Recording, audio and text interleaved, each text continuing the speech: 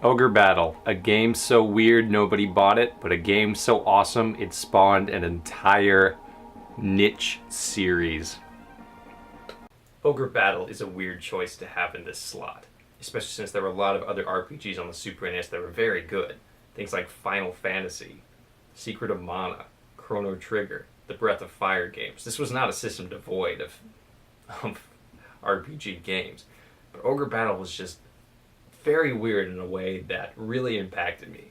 You had little chess pieces moving across the world in real time, eventually hitting each other and fighting in a way that, well, I'll just show you. This is combat in Ogre Battle. Fight it out!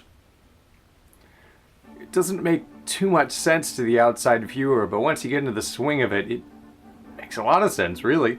A battle doesn't have to last until everything is dead. You take your moves and then you fight another day. Or drop a meteor on someone. Whatever. You only get a certain amount of moves depending on what character you have. Unfortunately, my wizard in the back got stunned. Basically, can't actually attack. He was kind of a heavy hitter. So I might actually lose this because I'm not going to cause as much damage.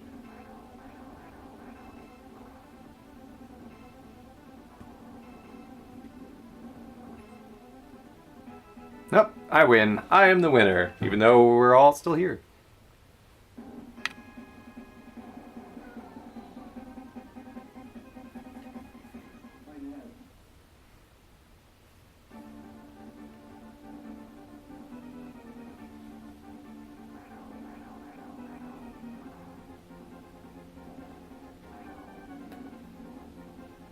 Oh, they're totally toast.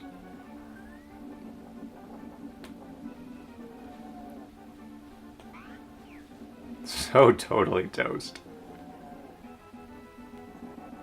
This concept of battle and war not just being a bunch of moves people hit each other with, but actually having consequences upon multiple aspects of the game was something that hasn't really been recreated in anything else. Besides stats like strength and agility and intelligence, there were also things like charisma and alignment. Charisma being how charismatic and popular you are and how much you can influence others, and alignment being how lawful or chaotic you are, which is in the first game is sort of good and evil. The fact that you can't just blaze through the game and using the same powerful units over and over to win and get the best ending is different, and it's something that is not seen in a lot of video games. Yeah, if you wanted to, you could go through with an evil undead person and kill everyone every time and completely out-level them. You could win, yeah, but you wouldn't get the good ending. There are a lot of endings in this game. In order to get the best ones, you had to do a lot of complicated things, which is just one of the many reasons why people can't exactly play this game easily. There are a lot of hurdles you have to jump over in order to fully enjoy the experience, but if you do, it's definitely a very satisfying game.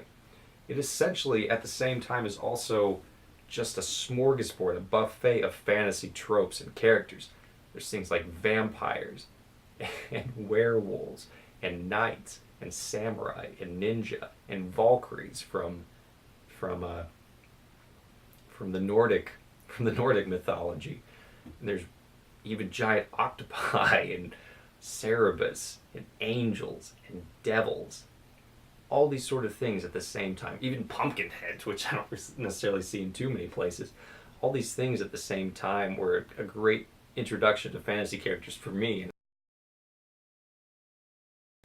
The events behind the writing of this game were also fascinating of themselves. They're actually inspired by the Yugoslav wars in the early 1990s, the ethnic cleansing incidents in Bosnia, which were very terrible wars. Overall, this game is a little hard to get into, but it's definitely more accessible now when you can get it on the Wii for only $8. It's definitely worth your $8, even if it takes you a little bit to get into it.